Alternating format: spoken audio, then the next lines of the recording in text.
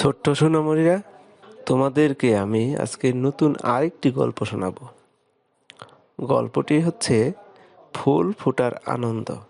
একটি ছোট্ট মেয়ে, তার নাম ছিল মিতু।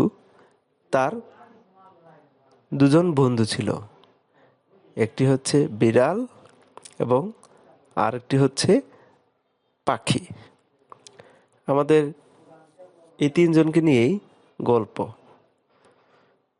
মিতু সারাদিন কি যেন ভাবে, কাউকে কিচ্ছু বলে না। তা দেখে তার বন্ধু পাখি আর বিড়ালের মন খারাপ।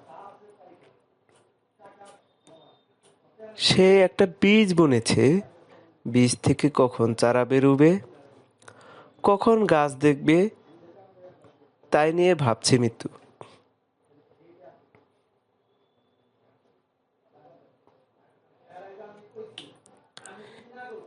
একদিন গেল, 2 দিন গেল, কিন্তু চারা তো বের হয় না। এদিকে মিতুর দিনও আর কাটে না।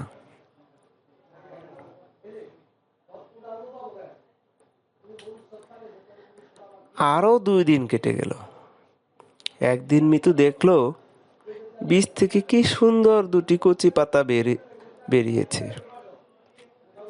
সবুজ পাতা বলছে, কেমন আছো মিতু? তাই দেখে মিতু দৌড়ে গিয়ে বাড়ির সবাইকে ডেকে আনলো। মিতুর খুশির শেষ নেই।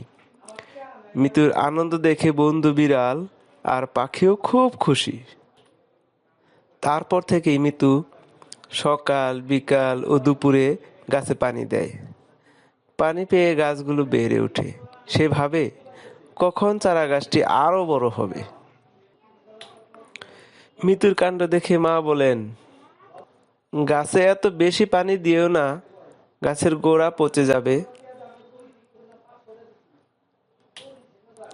মায়ের কথায় মিতু ভয় পেয়ে গেল। তাই সে পানি দেওয়া কমিয়ে দিল। এমনি করে বেশ কয়েকদিন কেটে গেল। হঠাৎ একদিন ভোরে মিতু দেখলো, এ কি, গাছে দেখি ফুল ফুটেছে। মিতুর আনন্দ দেখে কে। খুশিতে মিতু ওর বন্ধুদের ডেকে আনলো। বলল, দেখো দেখো, আমার গাছে কি সুন্দর ফুল ফুটেছে। ধন্যবাদ সবাইকে।